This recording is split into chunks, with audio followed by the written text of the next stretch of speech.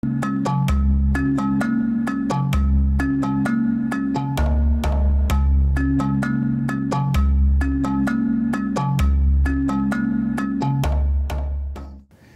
afternoon and welcome to the African Heritage Diaspora Television, still the ultimate voice for Africans in the diaspora. My name remains Prince Tunde Adetunji. In as much as human beings exist, there will always be occurrences, issues and problems, even natural disasters. We witnessed the Katrina here in America. We witnessed the oil spill in the Gulf. We witnessed the fishes. Millions of fishes are washed at the Californian coast. Of course, the devastating earthquake and tsunami ravaging the country of Japan is the current issue in the world today. Well, talking about that, the immigration issue, which is as lively as ever, is always the volatile issue here in America. And we are ready to discuss this at length because of the international impact it has on the citizens of the world. America is one of the greatest countries practicing and also endorsing diversity of culture, of people, of religion, of races. Everything here works well in America. Now with me today to discuss this issue is the #1 attorney in Georgia. The super attorney is acclaimed. His name is Charles KUCK. Charles KUCK, you are welcome to this show. Great to be here today. Thank you for having me. Thank you very much. You've actually appeared on so many shows, on CNN, on CBS, and also you are described as the #1 attorney here in Georgia, especially on the immigration issues. Charles, we must congratulate you for doing this over the years and also for putting your best to the profession you are endowed. Well, thank you very much. It's certainly a labor of love. So we congratulate you very well. Now you are talking to different audience, talking to the world, talking to the Africans, talking to the people in diaspora. Now the immigration issue, which is your area of expertise, you've performed, you've actually answered so many issues, you've perfected this area for years and you defended so many good laws on the immigration. Tell us how has it been over the years with you? Well, to me, it's labor of love. What I love about helping immigrants is I see that as helping America. My own grandparents are immigrants to the United States. Right. They came here in the 1920s and 1930s. I am simply a product of immigrants. Right. The entire country is a product of immigrants, particularly with the African community. It's a community that is quite large, particularly here in Georgia, but also a community we do not hear enough from. Right. We do not see the African community out there as much as the Latino community, right, or the Asian community, right, but they are just as populous and just as important. Okay. And part of my mission with this show and with the community that I work with is to encourage Africans to get out there, from whatever country they happen to be, right, to express their support for immigrants and immigrant issues here in Georgia. Right. Thank you very much for that, sending that feeler, that message, a wake-up call to the Africans. Immigration issue, as we look at it, has been one of the issues here in the United States. It has touched so many areas of human endeavor. And you just described the Hispanic community, which has been, I wouldn't say they are the victim of these immigration issues, but looking at the United States in general, as an expert in this area, what is your view with the law that has been passed and also with the situation of immigration here in America now? Well, immigrants have always been the focus of attack, yes, particularly in down economic times, right, because people want to blame somebody for their problems. Right. The reality is it is immigrants that have always brought America out of recessions and depressions, right, not caused them. Yeah. The biggest problem is, of course, Americans love immigrants. Yes. They just love immigrants from yesterday. Yes. They don't love immigrants from today, and it's always been that way here. What I view as our goal and our mission is try to convince people, yes, and educate them on the reality of how immigrants help a country like the United States. The laws that have recently been passed in Arizona or in Utah or even here in Georgia as we talk about it, these are laws designed to chase people away. That's really their only focus. They actually don't enhance the economy. They don't make people safer. They don't reduce taxation issues or the size of government. Right. They're simply designed to chase people away, and they're specifically targeted in the views of many legislators at Latinos, because that's who they view as immigrants. Yes. Africans particularly melt into the background, right, because they look like African Americans, and they kind of melt in. Latinos stand out because we don't have a, quote, native population yet sure, that is brown. We have white and black, and we have some Asian. But it's Latinos that stand out, so they become the target yes, and the focus of a lot of this legislation. Right. Okay, it doesn't have their name on it, right, but trust me, it's the underlying current. The reality, though, is we should be passing legislation, right, but rather legislation that opens America, right, that lets people into society, right, rather than the stuff that excludes people. Great. Well, you touch my best spot when you mention Arizona law. And You've heard about it, I see. Yes. I want to actually ask you, because we have the governor of Arizona passing the law and the president of the United States reacting He did. to this. And looking at this, when you look at the implication of the Arizona law, this is Georgia. And the Africans are trying to make this place the gateway of African potentials to the United And they are States. doing a successful job of it so far. That's right. Now, the implication of the Arizona law, if it is practiced here in Georgia, what do you foresee the future of the state of Georgia? I see Georgia struggling to maintain itself both as a gateway to Africa and to Latin America. Right. Because it sends the message, we don't want immigrants. That's exactly what this law says. Okay. We do not want immigrants coming to Georgia. Okay. Now they'll say, oh, we just don't want illegal immigrants. Immigrants, okay. When I was testifying down at the legislature, I said, you can't tell me the difference. Yes. We can walk on the street today and say, is that person an immigrant? Yeah. If so, are they legally illegal? You can't tell the difference. And immigrants of all types respond the same way.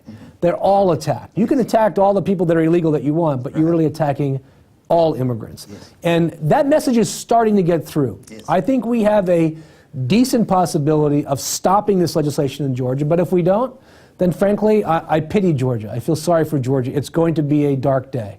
Well, Charles KUCK, you are doing a great job. And recently you were at the Capitol to defend, and also you had Ramsey talking about the laws and also trying to perfect. And I know that law enforcing agents, once they are given the opportunity and the authority, you can never determine to what length this will go. That's the problem, isn't it? Yeah.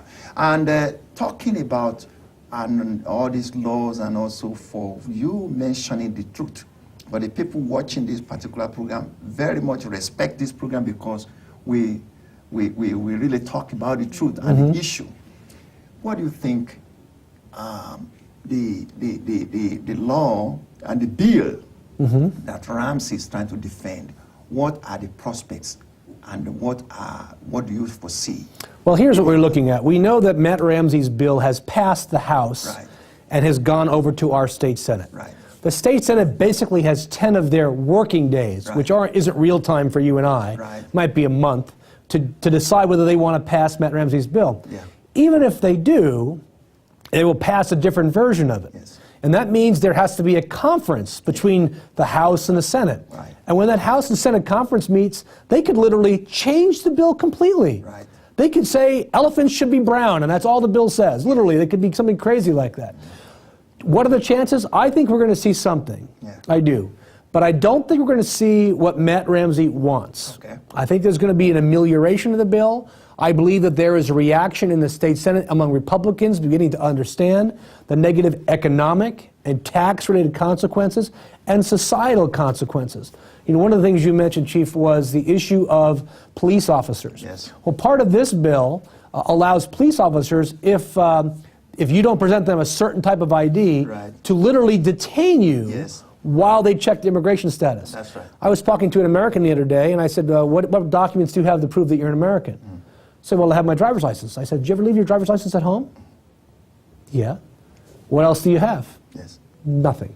That means the police can hold you for up to a week to check your immigration status. And what other evidence do you have besides your driver's license? And is that even proof of your citizenship? No, it's proof that you can drive. So this is a disaster waiting to happen. Frankly, if I was a police officer, I would not want this power. Because I see that the abuse potential is so great, particularly when, I mean, African Americans and Africans have been facing this a long time. You've heard of DWB, driving while black. Okay, well, the same is true for Latinos now. We call it DWH, driving while Hispanic. You are targeted. You are focused. They look for Latinos and blacks, and they stop you disproportionately to the rest of the population for, quote, traffic violations that really aren't traffic violations, but simply serve as an excuse to stop and thus then lead to the immigration consequences. Well, Charles Cook, it's interesting talking to you because you are very bold and also you are visionary and you are a realist.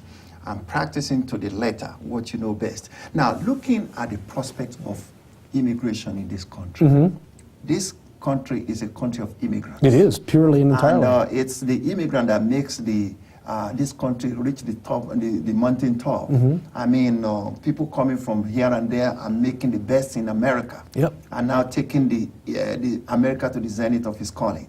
If you look at the merits of what the immigrants has contributed to this country, how will you be able to prove to the populace living over there to look into what the positive side that the immigrants have brought to this country? It's an excellent question, excellent comment.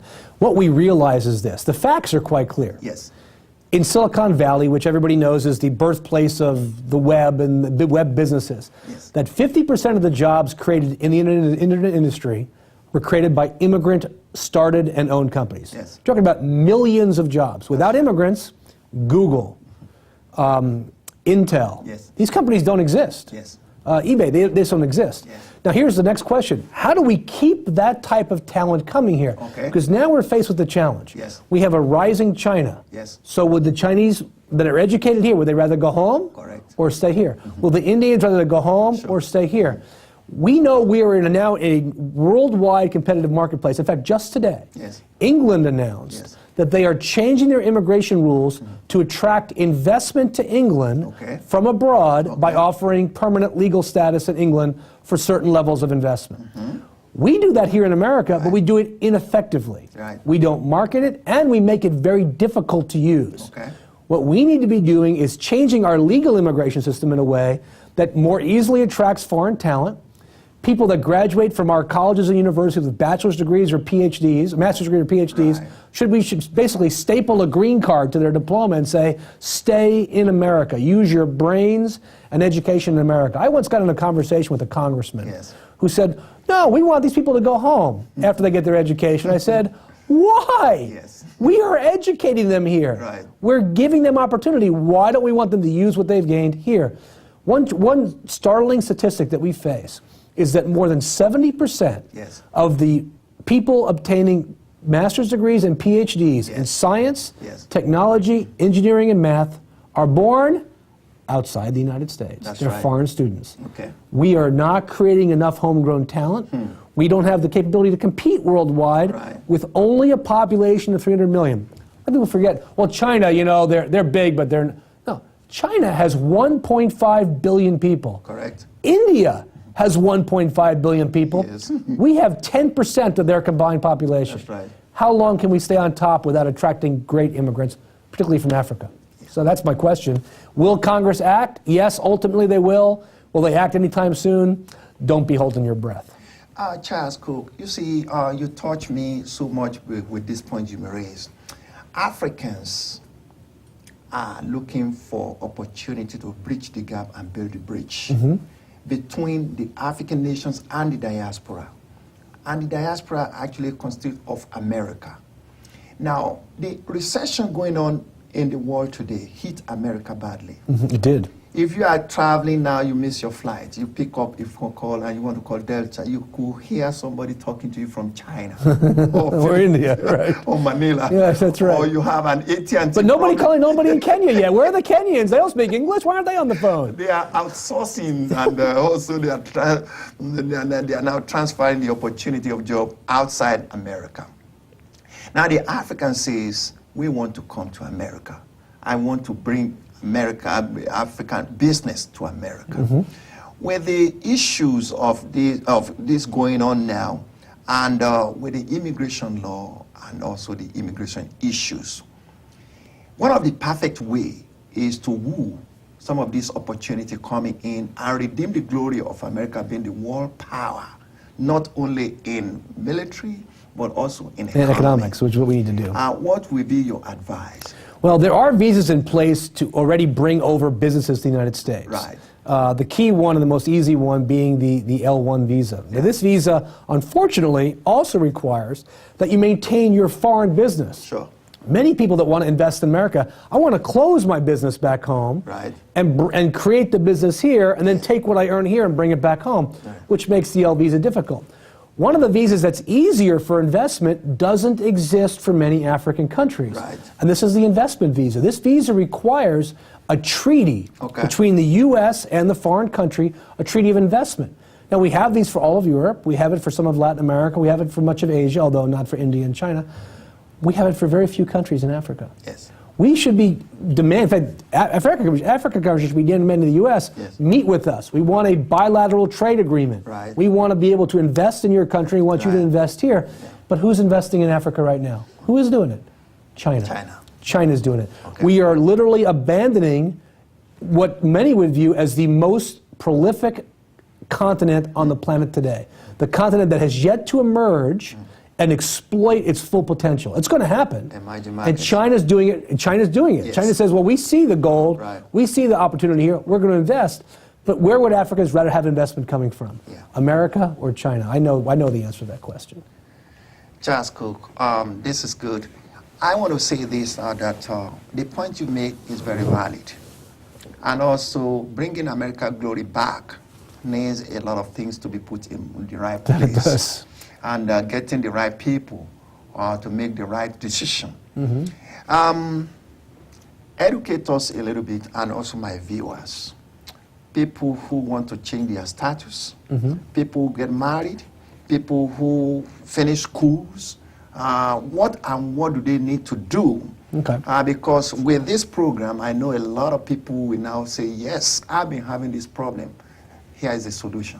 Well, there are solutions sometimes. Yes. The most important thing for anybody listening to this program to understand is that when you come into the U.S. legally, yes, you are given a little white card that says how long you can stay.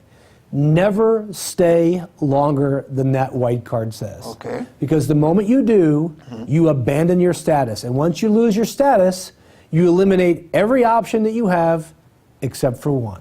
Okay. And that's marriage to a beautiful American girl or a handsome American guy or frankly, an ugly American girl. It really doesn't matter as long as it's a real marriage. Okay. But if you maintain your status, you would keep yourself eligible for work visas, investment visas, and permanent residence through employment and other family members in the United States. Okay. For those that have already lost their status, if they came in legally, there's always marriage as an option. But keep in mind, immigration is very detail-oriented on marriage cases, and they send investigators out to people's houses, as many listeners will know, to 5 o'clock in the morning to knock on your door to see who answers it. So don't ever do a fake marriage. That's a good way to go to jail and be deported. But if it's really for love, then marriage is typically the easiest option. That's right. But if you're already married and you're currently in status, then there's lots of different employment-based options for people to follow in that path towards residence. And of course, I have to mention that there's always the lottery, the green card lottery. Now be careful, there's a lot of fraud out there. Never pay anyone to register for the lottery. It's free. It's a free lottery. So you go online to the Department of State's website, which is travel.state.gov. Registration is always in October. Winners are notified typically in April. In fact, there was a big rash of people being fraudulently notified recently. They came out with some warnings about. But apply for the lottery. If you're documented, or even if you're outside the country, that's a good way to come to America. And many Africans have come that way. Okay.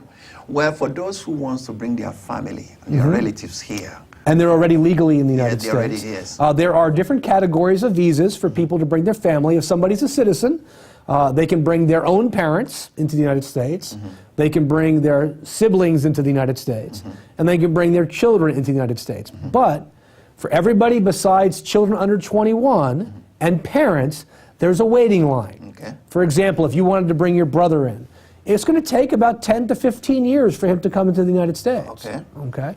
But be grateful you're not Mexican, because the Mexicans wait about 30 years. 30 years. Or if you're Filipino, the wait's about 45 years. So at least it's only 10 years. If you're a permanent resident of the United States, you can bring your spouse or your minor children into the United States. But other than that, there's no other family that you can bring to the United States, and many of these categories have years and years of waiting. Okay. Well, for people like you who are seasoned and professional in your own right, especially the area of immigration, I happen to have a kind of relationship with the U.S. Immigration Service, and then we had a seminar. And the questions were raised on the diversity of culture, names. Oh, you yes. have the Chinese coming, you have Lu, you see many Lus, you see so many names, and also the language problem. That's also an issue. Now, to sanitize most of the problems, what is your best advice to the immigration workers? Well, the biggest thing that you can do as somebody who wants to immigrate to America or is here is to make sure you speak English. Yes. Now, keep in mind, everybody has an accent. Right. I grew up in New York. Right. I can have a New York accent if I want to. Right. I have clients from all over the world. They all speak English differently. I'm not talking about becoming a broadcaster on TV. Just be able to speak English and be able to communicate. That's right. all you have to be able to do. Okay. If you can do that, that will smooth your way towards citizenship if ultimately you become a permanent resident of the United States and want to become a citizen. Okay. The other thing to remember is this. If you want to immigrate to America and want to become a resident here, Right. you always have the option to become a citizen. Yes. And frankly, you should always take advantage of that. One, for the reason that the United States recognizes dual citizenship, so that you can maintain, if your own country lets you, Right. maintain your foreign citizenship. But by becoming a citizen, you can never be deported. As a permanent resident, if you do something wrong, you have a bad check, or you get arrested because you got in a fight with your wife, I will stand on the dock and wave goodbye as they deport you because you are gone, even as a permanent resident. So it's so important ultimately to be fluent in language, and that's never an issue. Frankly, I've never had that issue with Africans. Okay. Even those that are French-speaking, Right. typically. English is just normal. Okay. That's a bigger issue with my Latino clients and my Right. Asian clients, but really not for the Africans. But in many ways, what I see Africans not doing is not becoming citizens Right. when they could, Okay. and getting themselves in trouble, and thus blowing all their time in the United States. Okay, that's a food for thought there, because a lot of them struggle and they didn't go into the area of normalizing their papers, and at the end of the day, they lose everything they've accomplished. It's easy to lose. Yes. It's easy to lose everything. Charles KUCK, the attorney, I would say the super attorney, as is acclaimed here in Georgia. You are an authority, and you were voted the best lawyer in America. This is not a joke. This captured my eyes immediately. I come in and I say, well, we need to look at this. Behind every successful people, there must be something that actually spur you to be the best. Resilience, dedication, commitment, and also the absolute way of perfecting and doing the thing the right way. You just mentioned the Arizona law, which you condemn totally, which I believe that no normal human being will pass that particular as the antidote for the situation. And Arizona is paying the price for that. That's law. right. They are. Now, going through your resume, you've been the past president of the American Immigration Lawyers Association, and Yes. you wrote a book. And it's been a long journey that you have It taken. has been. Tell us more of your experiences in this particular territory. Well, you know, it's very interesting. I started practicing immigration law before I even graduated from law school. Right.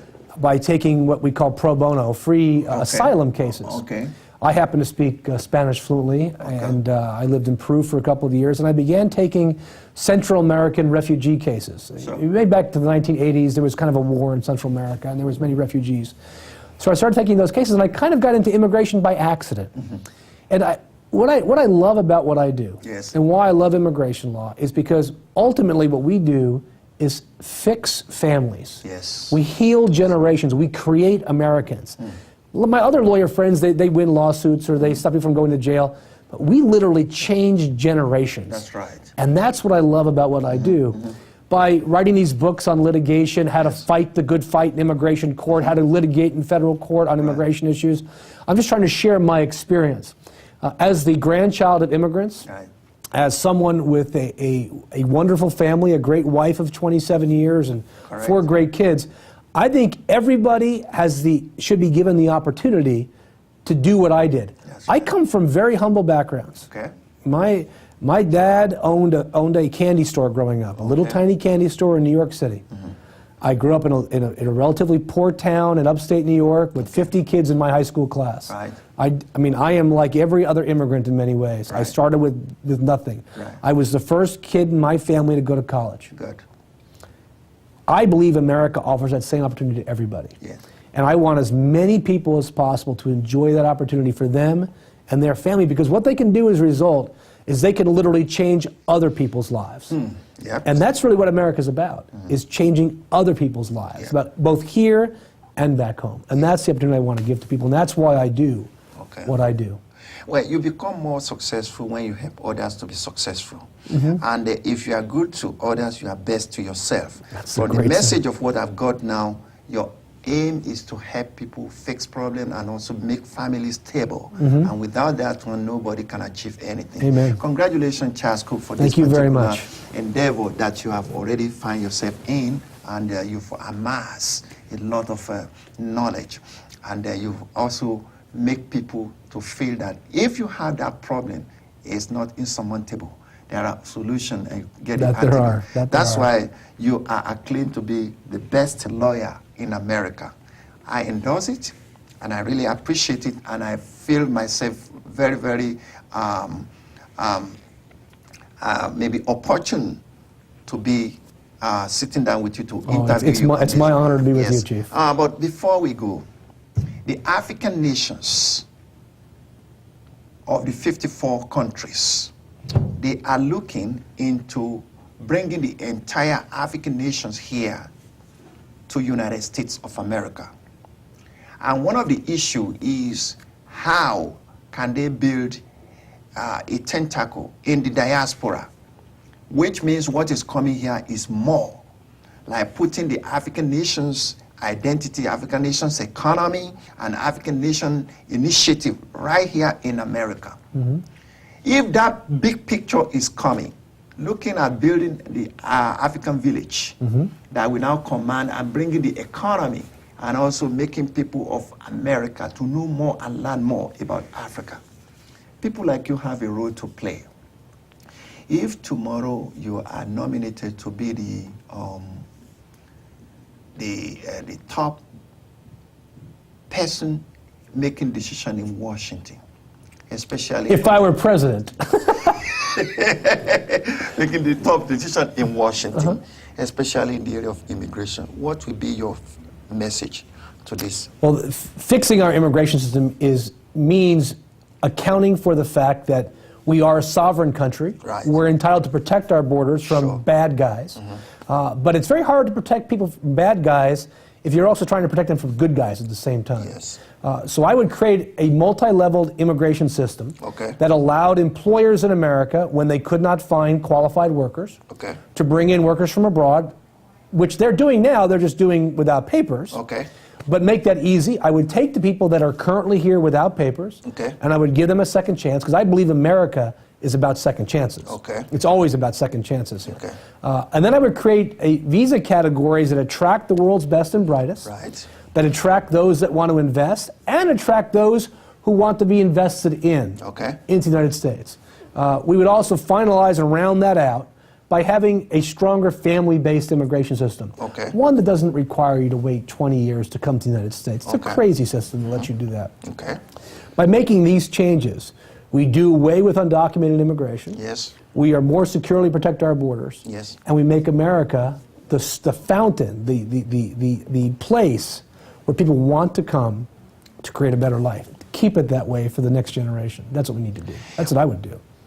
Thank you very much. You just hit the nail. If you are the President of the United States and you are able to make this decision, you will always win the votes of many people. And I want to congratulate you for voicing out. God bless America. That is the insignia that everybody looks before coming to America. And as much as God bless America, God bless the entire world. Now, viewers, learning is not confined to classroom. You can learn a lot. Here, the bundle of information you've heard from the horse's mouth. People who are professionally sound and who are dedicated to their profession. This is what this television show is all about. Giving information and making people to learn to look before you leap. And from now on, you could see that we are here to bridge the gap and build the bridge in so many ways, in so many parameters of life. And that's why we want to give credit to the people that are treading on the threshold of history in their profession. I want to congratulate you once again. Thank you very much. For doing a And great congratulations job. to you as well for what you're doing. Thank you very much. And we see you as an antidote to issues. For people who are having immigration problem, it's all over. Comes to Charles KUCK. I want to congratulate you for this Thank you. show, and I want to see you again on the next show that we'll be having. You are absolutely a trailblazer. I look forward to it. Thank you very much for watching, and good night. Thank you.